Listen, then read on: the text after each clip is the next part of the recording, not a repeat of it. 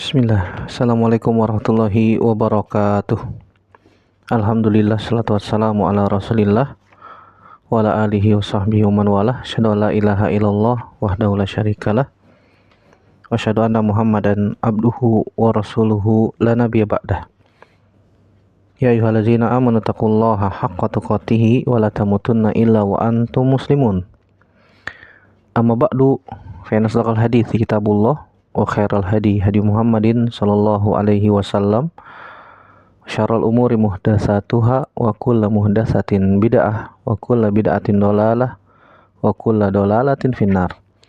Ayo ikhwah, jadallahu wa iyyakum ajmain. Alhamdulillah, segala puji hanya milik Allah Subhanahu wa taala yang masih memberikan kepada kita kesempatan untuk kembali bertemu, bersua, bertatap muka melalui media ini untuk melanjutkan pelajaran kita dari Ad-Durus Al-Yaumiyah. Sekarang kita masuk pelajaran yang ke-294. Itu wujubu amri ahlihi wa auladihi bi ta'atillahi wa ta'dibihim. Wajibnya memerintahkan keluarga dan anak-anak untuk melakukan ketaatan kepada Allah Subhanahu wa taala dan mengajarkan adab kepada mereka. Ketahuilah saudaraku rahimanillah wa iyyakum ajmain, bahwasanya yang kita sebutkan di sini tentu saja yang paling utama untuk memerintahkan keluarga, anak-anak untuk melakukan ketaatan kepada Allah Subhanahu wa taala adalah salat. Salat. Kenapa? Karena Allah Subhanahu wa taala mengatakan wa'mur ahlaka bis-sholati wastabir 'alaiha. La nas'aluka rizqan nahnu narzuquka wal aqibatu littaqwa. Dalam surat Thaha ayat 132. Ya, Allah Subhanahu wa taala perintahkan kepada kita untuk memerintahkan keluarga kita untuk melakukan salat dan sabar dalam memerintahkan keluarga kita untuk melakukan salat. La nas'aluka rizqa. Kami tidak meminta kepadamu rizki. Nahnu narzuquka. Kami yang memberikan rizki kepadamu, kata Allah Subhanahu wa taala. Wal aqibatu littaqwa, dan akibat yang baik adalah untuk orang-orang yang bertakwa. Yang dimaksud dengan ahl, memerintahkan keluarga di sini adalah orang-orang yang tinggal bersama kita di rumah. Seperti istri, seperti anak-anak. Misalnya kalau di rumah ada bibi, ada ibu misalnya, dan mereka menjadi tanggungan kita di rumah, maka mereka termasuk ahl yang kita wajib untuk perintahkan mereka melakukan salat, dan termasuk dalam kategori al-ahl fil bait. Kata Syekh Muhammad bin Sulaiman, al-ahl kullu man fil bait. Ahl itu keluarga itu yang ada di dalam satu rumah, yang kita wajib perintahkan mereka untuk melakukan salat, Dan Allah Subhanahu wa taala perintahkan kepada kepala keluarga, wa'mur ahlaka, dan perintahkan keluargamu bis sholati, dengan melakukan salat. Melakukan salat dan zakat itu termasuk dua hal ibadah yang di sisi Allah Subhanahu wa taala sangat diridhoi, dan semua manusia bertanggung jawab kepada keluarganya masing-masing. Sebagaimana Nabi SAW sebutkan ya dalam hadis Abdullah bin Umar, kullukum ra'in wa kullukum mas'ulun an ra'iyatihi. Setiap kalian adalah pemimpin, dan setiap pemimpin akan dimintai pertanggungjawabannya di hadapan Allah Subhanahu wa taala. Begitu juga dalam surat At-Tahrim ayat 6 yang Allah Subhanahu wa taala berfirman, "Qu anfusakum wa ahlikum nara wa quduhan nasu wal hijaratu 'alaiha malaikatun gilazun syidadun la ya'sunallaha ma amarahum wa yaf'aluna ma yu'marun." Ini ayat pernah kita baca juga dan sering diulang-ulang. Wahai orang-orang yang beriman, qu anfusakum wa ahlikum nara. Wahai orang yang beriman, jagalah diri kalian dan keluarga kalian dari api neraka, yang bahan bakarnya, kata Allah Subhanahu wa taala, dari manusia dan batu. Waquduhan nas wal hijaro 'alaiha malaikatun gilazun syidad. Di dalamnya terdapat malaikat-malaikat yang keras. Malaikat-malaikat yang apa namanya? Yang keras, tegas. La ya'sunallaha ma amarahum. Mereka tidak bermaksiat kepada Allah atas apa yang Allah perintahkan kepada mereka. Wa yaf'aluna ma yu'marun, dan mereka senantiasa melakukan apa yang Allah Subhanahu wa taala perintahkan. Taib, kita baca dari hadis Nabi Shallallahu alaihi wasallam tentang bab ini. Yang pertama hadis Abu Hafs, dari Abu Hafs Umar bin Abi Salamah, Abdullah bin Abdul Asad, Rabibu Rasulillah sallallahu alaihi wasallam. Qala kuntu gulaman fi hijri Rasulillah sallallahu alaihi wasallam wa kan yadi tatishu fi saffah. Faqala li Rasulullah sallallahu alaihi wasallam, ya gulam samillaha wa qul bi yaminik wa qul mimma yalik. Famazalatil kati'mati ba'du, muttafaqun alaihi.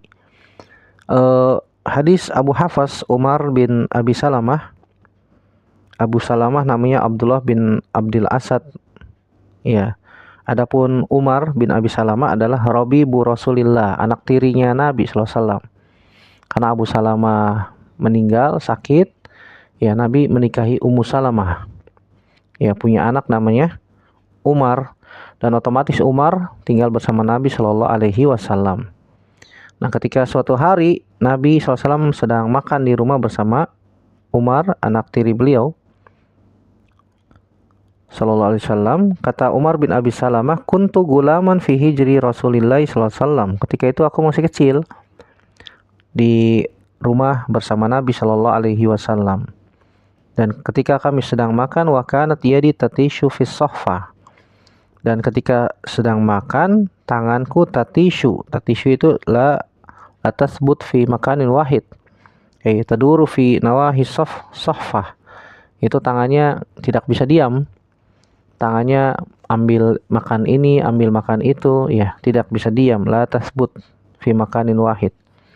Faqala li Rasulullah sallallahu alaihi wasallam, maka Nabi SAW berkata kepadaku, seraya mengatakan, ya gulam samillah, wahai anak kecil, ucapkanlah bismillah, waqul biyaminik, makanlah pakai tangan kanan, waqul mimma yalik, dan makanlah yang dekat denganmu. Famazalatil kati'mati ba'du, maka setelah itu, kata Umar bin Abi Salamah, hal itu menjadi kebiasaanku dalam atau ketika makan. Hadis ini riwayat Imam Bukhari dalam Kitabul At'imah, babut tasmiyah ala ta'am wal aqli bil yamin, hadis nomor 5376. Dan juga riwayat Imam Muslim dalam Kitabul Ashribah, babu adabit ta'am wasyarab wa ahkamiha, hadis nomor 2022. Ya, di sini Nabi SAW mengajarkan kepada Abu Salamah, Umar bin Abi Salamah, yaitu anak tirinya Nabi Shallallahu alaihi wasallam, adab-adab makan. Ya, mengajarkan adab-adab makan. Di antaranya adalah membaca bismillah di awal makan. Ketika mau makan, baca bismillah. Mengucapkan tasmiyah. Ingat ya, tasmiyah hanya mengucapkan bismillah. Beda dengan basmalah. Kalau basmalah kan bismillahirrahmanirrahim, lengkap. Nah, ketika mau makan hanya mengucapkan apa? Bismillah. Ya, jangan sampai kita makan tidak mengucapkan bismillah. Maka ketika ada orang makan tanpa mengucapkan bismillah, maka setan makan bareng dengan orang tersebut. Kalau misalnya ada yang bertanya, Ustadz, kalau ditambah dengan Ar-Rahmanir-Rahim boleh enggak? Iya. Secara hukum di dalam hadis ini kita hanya mengucapkan bismillah saja. Tetapi kalau misalnya menambahkan Ar-Rahmanir-Rahim, kata Syekh Muhammad bin Shalih Al-Utsaimin, fala ba'sa, enggak ada masalah. Tidak mengapa. Li'anna qala Rasul bismillah yakni azkuru ismallah. Karena yang dimaksud dengan sabda Nabi sallallahu alaihi wasallam yaitu bismillah itu ya menyebutkan nama Allah Subhanahu wa taala. Adapun at-tasmiyah yang sempurna seraya mengatakan bismillahirrahmanirrahim, Sebagaimana Allah Subhanahu wa taala sebutkan dalam surat An-Naml ayat 30, innahu min Sulaiman innahu bismillahirrahmanirrahim. Oleh karena itu ketika seorang hendak makan mengucapkan bismillah saja maka tidak mengapa, dan jika ditambah ar-rahmanir-rahim juga tidak mengapa. Kata Syekh Muhammad bin Shalih Al-Utsaimin, fa in iktasarta ala qauli bismillahi fala haraj wa in zitta ar-rahmanir-rahim fala haraj, al-amru fi hadza wasi'un. Kalau mau cukup dengan bismillah boleh, kalau mau ditambah ar-rahmanir-rahim juga boleh. Hal ini luas, kata beliau rahimahullahu ta'ala. Adapun at-tasmiyah ketika menyembelih, maka itu merupakan syarat dari menyembelih hewan. Jika ada orang menyembelih hewan tidak mengucapkan bismillah, maka ya sembelihannya jadi haram, tidak boleh dimakan, jadi bangkai. Jadi bangkai. Tetapi sebagian ulama mengatakan lain bagi an yaqul bismillahirrahmanirrahim. Kalau mau menyembelih tidak mengucapkan bismillahirrahmanirrahim, hanya bismillah saja. Li'annahu an yuridu an yadhbaha fal fi'lu yunafil qaul bin nisbati li hadhihi dzabiha li'annaha satadbah. Hakadha allala ba'dul ulama walakin law qalaha aidan fala haraj. Ya, sebagian ulama mengatakan ketika menyembelih tidak perlu menambahkan ar-rahmanir-rahim karena dia mau menyembelih. Ya, hanya menyebutkan nama Allah Subhanahu wa taala dengan menyebutkan bismillah saja. Tetapi sebagian ulama mengatakan kalau dia mengucapkan bismillahirrahmanirrahim dengan tambahan ar-rahmanirrahim ketika hendak menyembelih, maka juga tidak mengapa. Karena perkara ini luas. Yang penting menyebut nama Allah Subhanahu wa taala. Kemudian adab kedua yang diajarkan oleh Nabi sallallahu alaihi wasallam di sini adalah makan dengan tangan kanan. Perintah di dalam hadis ini menunjukkan wajib makan minum dengan tangan kanan. Nabi SAW melarang makan dan minum dengan tangan kiri. Dan sering kita ulang bahwasanya orang kidal itu bukan sesuatu yang membanggakan, bukan. Bahkan kebiasaan yang buruk, ya harus dirubah. Makan dan minum usahakan wajib pakai tangan kanan. Nabi SAW mengatakan dalam hadis riwayat Imam Muslim dalam Kitabul Asyribah bab yang sama, hadis nomor 2020, Nabi SAW bersabda, "Idza akala ahadukum falyakul biyaminihi wa idza syariba falyashrab biyaminihi fa inna syaitana yakul bishimalihi wa yashrab bishimalihi." Nabi SAW mengatakan, jika seorang kalian ingin makan, maka hendaknya dia makan pakai tangan kanan. Dan jika dia mau minum, maka minum pakai tangan kanan. Karena setan makan dan minum pakai tangan kiri. Ya, jadi jangan dibiasakan tuh makan minum pakai tangan kiri. Kalau misalnya ada yang mengatakan, Ustadz kalau makan pakai tangan kanan, kan tangan kanannya kotor. Ya, supaya tidak mengotori gelas, akhirnya megang gelasnya pakai tangan kiri, minum pakai tangan kiri. Maka kita katakan, gelas kotor bisa dicuci. Iya, gelas kotor bisa dicuci. Kita habis makan piring kotor nggak? Kotor. Dicuci kan? Iya, dicuci. Ya, gelas juga sama. Kalau kita mau minum, ya tangan kita misalnya makannya pakai tangan, nggak pakai sendok, kita makan. Kemudian mau minum, ambil gelasnya pakai tangan kanan juga, minum. Kalau kotor, cuci, selesai. Kan begitu. Nggak ada uzur dalam masalah ini kecuali darurat. Kecuali darurat dia nggak bisa pakai tangan kanan, ya boleh pakai tangan kiri. Contoh, ada orang yang tangan kanannya tidak bisa digerakkan alias stroke. Kalau ada orang tangan kanan stroke nggak bisa digerakkan, ya mau nggak mau dia pakai tangan kiri, itu kan darurat. Begitu juga kalau misalnya tangan kanannya tidak stroke tapi sedang luka, diperban misalnya, tidak bisa digunakan, maka otomatis ketika itu darurat boleh menggunakan tangan kiri. Ya, misalnya tangannya patah kah, ataukah diperban kah, ataukah digips kah, sehingga tidak bisa digunakan tangan kanannya sementara, maka ketika itu darurat boleh pakai tangan kiri. Jadi tidak ada alasan, tidak ada uzur dalam masalah ini ketika selama tangan kanannya sehat walafiat, maka makan dan minum pakai tangan pakai tangan kanan. Makan minum pakai tangan kanan. Ya, makan minum pakai tangan kanan. Jadi tidak diperbolehkan kecuali darurat, maka dibolehkan pakai tangan kiri. Adab yang ketiga yang diajarkan oleh Nabi Shallallahu Alaihi Wasallam adalah wakul mimma yalika, itu makan dari apa yang dekat denganmu. Ya, makan yang dekat denganmu. Ya, ini adab ketika kita makan. Kalau misalnya kita makannya main serobot sini, main serobot sana tangannya, ini termasuk su'ul adab yang buruk ketika makan. Kalau misalnya yang di dekat dengan kita, di sini nasi Ustaz, di sini kobokan, sini sambal, sini lalap, dagingnya di sono semua Ustaz. Caranya gimana? Caranya ya kita minta tolong, Mas, tolong dong dagingnya sini, Mas, tolong dong tempenya, Mas, tolong dong sayurnya. Minta tolong, jangan main serobot, jangan main ambil sendiri. Ini bukan adab yang baik ketika makan. Ini Nabi Shallallahu Alaihi Wasallam mengajarkan kepada kita untuk berbuat baik ketika makan, pakai tangan kanan, baca bismillah, dan makan yang dekat dengannya. Tentu saja di antara adab makan juga, kalau makan dihabiskan, dibersihkan. Bahkan Nabi Shallallahu Alaihi Wasallam anjurkan untuk menjilat, kan begitu, menjilat tangan sampai bersih.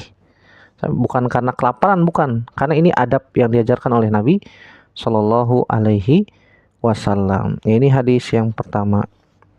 Hadis yang kedua itu hadis Amr bin Shu'aib, dari bapaknya, dari kakeknya radhiyallahu anhu. Beliau mengatakan Nabi SAW bersabda, muru auladakum bis salati wahum abna'u sab'i sinin wadribuhum 'alaiha wahum abna'u ashrin wa farriqu bainahum fil madaji'. Haditsun hasan rawahu Abu Daud bi isnadin hasan.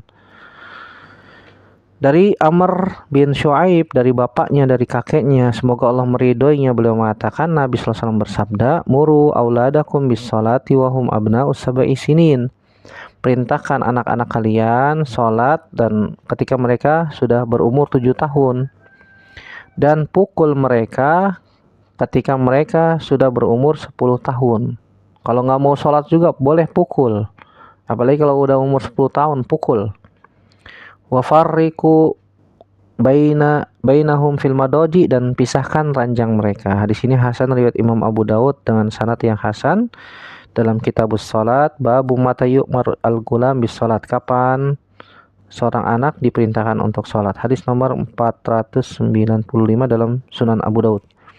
Dalam riwayat yang lain dari Abu Surayyah Sabrata ibni Ma'bad al-Juhani radhiyallahu anhu, beliau mengatakan Nabi SAW bersabda, alimu as-sabiyyas salata li sab'i sinin, ajarkan anak kecil salat ketika mereka berumur 7 tahun, wadribuhu 'alaiha ibna ashri sinin, dan pukulah mereka ketika sudah berumur 10 tahun. Hadis ini juga hasan riwayat Imam Abu Daud dan Imam Tirmizi. Imam Tirmizi mengatakan hadis ini hasan sebagaimana yang beliau katakan. Nabi SAW perintahkan dalam hadis ini untuk perintahkan anak-anak sholat, dan tentu saja ini merupakan hak anak atas bapak, itu diperintahkan untuk sholat. Pertanyaannya, kalau anaknya nggak mau sholat gimana Ustaz? Gimana caranya supaya dia sholat? Gimana? Diangkat kek, dipercikan air kek, ya diguyur kek, ya, yang penting bangun untuk sholat. Kalau udah umur 7 tahun, ya tentu saja sebelum umur 7 tahun diperintahkan untuk sholat, ya diajarkan untuk sholat, sehingga ketika diperintahkan umur 7 tahun sudah bisa walaupun berat. Makanya Allah Subhanahu wa taala mengatakan wa'mur ahlaka bis sholati wastabir 'alaiha.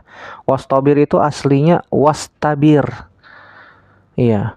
Pakai huruf ta, ada tambahan dari kalimat sober, tambahin ta, wastabir, jadi berubah menjadi wastabir. Ada tambahan huruf menunjukkan tambahan sabar. Ya, banyak sabar. Sabarnya harus lebih. Iya. Kenapa memerintahkan anak sholat di umur sekian itu berat? Iya, butuh kesabaran. Kalau nggak mau sholat juga di umur 10 tahun, pukul. Tapi kata para ulama, ya dorban goiro mubarrihin, pukulan yang tidak menimbulkan bekas. Jangan pukulan yang seperti orang dendam, bukan pukulan cubitan yang menimbulkan warna biru, hitam, merah di tubuh anak kita, bukan. Tapi sebagai pukulan takdib. Iya, pukulan yang sifatnya mendidik. Pukulan yang sifatnya mendidik. Wa farriqu alaihim fil madoji, dan pisahkan ranjang mereka. Artinya kalau sudah besar ya jangan satu ranjang, pisahkan ranjang. Ustadz, rumahnya kecil Ustadz. Ya resiko punya anak banyak seperti itu. Fattaqullaha mastata'tum, bertakwa kepada Allah semampu kita. Baik, dari sini kita bisa ambil faidah. Yang pertama, tadi sudah disebutkan tentang adab-adab makan, dan kita diperintahkan untuk mengajarkan kepada anak-anak adab-adab makan ya. Kemudian di hadis Amr bin Syu'aib dan juga hadis Abu Thurayyah, kita bisa ambil faidah. Yang pertama, awalu ma yu'allamu tiflu ba'da tauhid minal umuril amaliyah fil Islam huwa salat. Perkara yang pertama kali diajarkan kepada anak-anak setelah tauhid adalah salat. Ya, sebagaimana tadi sudah disebutkan, mengajarkan salat itu hak anak atas bapak. Jangan sampai orang tua tidak mengajarkan salat kepada anak-anak mereka. Oleh karena itu para ulama mengatakan, alal aba wal ummahat an yu'addibu auladahum wa yu'allimuhum at-tahara was salat wa yadribuhum ala dzalik idza aqalu faman ihtalama aw hadha aw istakmala 15 sanah lazimahul fardu. Wajib bagi bapak dan ibu untuk mengajarkan adab kepada anak-anak mereka dan mengajarkan cara bersuci serta sholat, dan memukul mereka ketika mereka sudah berakal, ketika mereka sudah tamyiz, sudah 10 tahun, rata-rata umur 10 tahun. Siapa saja yang sudah ihtilam balik, iya, atau haid atau umur 15 tahun, maka dia wajib melaksanakan perintah dari Allah yang sifatnya wajib. Dari sini juga kita bisa ambil faidah yang bagi alal aba ta'wid al abna ala salat. Wajib bagi orang tua untuk membiasakan anaknya untuk salat. Pelajaran yang ketiga, ad-darbu wasilatun tarbawiyah. Memukul termasuk wasilah dalam pendidikan. Iya, wasilah dalam pendidikan, dan dibolehkan dalam Islam. Nabi SAW membolehkan untuk memukul, tapi ingat, pukulan yang tidak menimbulkan bekas, bukan pukulan untuk menghancurkan, bukan pukulan dendam, bukan pukulan sebagai pelampiasan hawa nafsu, bukan, tapi pukulan yang sifatnya mendidik, tidak menimbulkan bekas. Iya, makanya ada sebagian yang mengaku, kata Syekh Muhammad bin Shalih Al-Utsaimin dalam Syarah Riyadhus Shalihin, beliau mengatakan ada sebagian orang yang mengaku ahli pendidikan yang mengatakan bahwasanya tidak boleh memukul anak di sekolah-sekolah. Maka hadis ini sebagai bantahan mereka. Kata Syekh Muhammad bin Shalih Al-Utsaimin, wa fi hadzal hadis isyaratun ila anna zahaba ilaihi ba'dul mutaakhirin mimman yadda'una annahum ashabu tarbiyah min anna sigar la yadribuna fil madaris idza ahmalu. Fa fi hadzal hadis ar-raddu alaihim wa huwa dalilun ala butlani fikratihim wa annaha ghairu sahihah. Lianna ba'da sigar la yanfa'uhum al-kalam fil ghalib walakin ad-darbu yanfa'uhum aksar. Falau annahum taraku biduni darbin ladayya'ul wajiba alaihim wa farratu fid durusi wa ahmalu fala budda min darbihim liya'tadu an-nizam wa yaqumu bima yanbaghi an yaqumu bihi wa illa la saratil mas'alatu fawda. Kata Syekh Muhammad bin Shalih Al-Utsaimin dalam Syarah Riyadhus Shalihin di jilid yang ketiga halaman 174, beliau mengatakan hadis ini, hadis Amr bin Syu'aib dan juga hadis Abu Thurayyah Sabramah bin Ma'bad radhiyallahu taala anhuma, kata beliau hadis ini menjelaskan bahwasannya apa yang dikemukakan, yang beredar dari ahli, yang mereka mengatakan ahli pendidikan pada zaman sekarang, mereka mengatakan bahwasannya anak-anak kecil itu tidak boleh dipukul di sekolah jika mereka lalai. Maka hadis ini sebagai bantahan untuk mereka. Dan hadis ini juga sebagai dalil ya pemikiran mereka yang perlu diluruskan, dan itu tidak benar. Kenapa? Karena ada sebagian anak kecil yang kalau dikasih tahu dengan kalam, dengan perkataan itu nggak ngaruh, nggak manfaat. Pakai action dengan pukulan baru manfaat. Ya, ad-darbu yanfa'uhum aksar, la yanfa'uhumul kalam fil ghalib. Dikasih tahu pakai lisan nggak ngerti, nggak bisa. Pakai action pukulan baru bisa. Ada sebagian anak-anak yang seperti itu. Tetapi ingat ya, sekali lagi, pukulan yang tidak menimbulkan bekas, pukulan hanya sifatnya mendidik. Liana ba'da sigar lain fum kalam fil ghalib. Ada sebagian anak kecil yang kalau dikasih tahu pakai lisan nggak ngerti, nggak manfaat. Ya, baru pakai pukulan baru manfaat. Ladoyyaul wajib. Kalau seandainya anak-anak yang seperti ini tidak diberikan pelajaran dengan cara seperti pukulan, sehingga mereka baru mengerjakan, dan misalnya ada pendapat ya tidak boleh dipukul, sehingga mereka akan melalaikan kewajiban, sehingga mereka akan melalaikan pelajaran, menganggap remeh, menganggap enteng, dan seterusnya. Maka ya mau nggak mau harus diberikan pelajaran berupa ya fisik seperti dipukul itu. Ya dipukul. Ingat ya, pukulannya jangan sampai menimbulkan bekas.